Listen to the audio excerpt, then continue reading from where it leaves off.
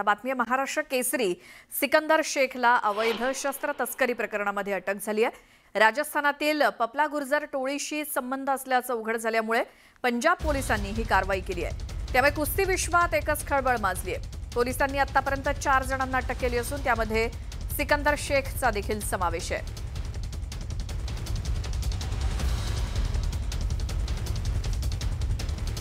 तर सिकंदर शेखला फसवल्याचा आरोप सिकंदरच्या वडिलांनी केलाय, तर सिकंदरला सोडण्याची विनंती सुद्धा त्याच्या वडिलांनी केली आहे।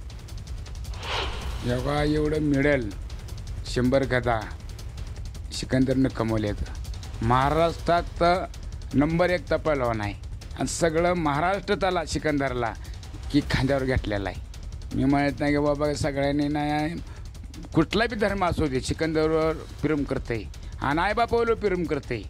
सगळं महाराष्ट्र, पंजाब करते, हरियाणा करते, की मोहोळ तालुका, जिल्हा सोलापूर सगळं जे त्याच्यावर सिकंदरवर प्रेम आहे।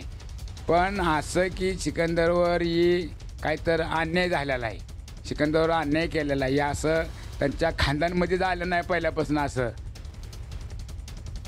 तर सिकंदर शेखच्या एका चुकीच्या कृतीनं महाराष्ट्राच्या कुस्ती क्षेत्राला बट्टा लागलाय असं मत व्यक्त करत सांगलीचे ज्येष्ठ मल्ल वस्ताद संजय भोकरे यांनी सिकंदर शेखच्या अटकेबाबत आपली थेट भूमिका मांडली आहे। सिकंदर शेख या पैलवानानं आज क्रीडा क्षेत्र पूर्ण बदनाम केले म्हणायला काही हरकत नाही। आता ह्याच्यावर त्यांच्या घरातल्यांच्या प्रतिक्रिया वगैरे आपण सगळं बघतो, त्यात काही तथ्य असं मला वाटत नाही, कारण त्याच्या अलीकडच्या ज्या गोष्टी ऐकायला मिळतात त्या अतिशय निंदनीयच आहे जे ऐकायला मिळतात ते।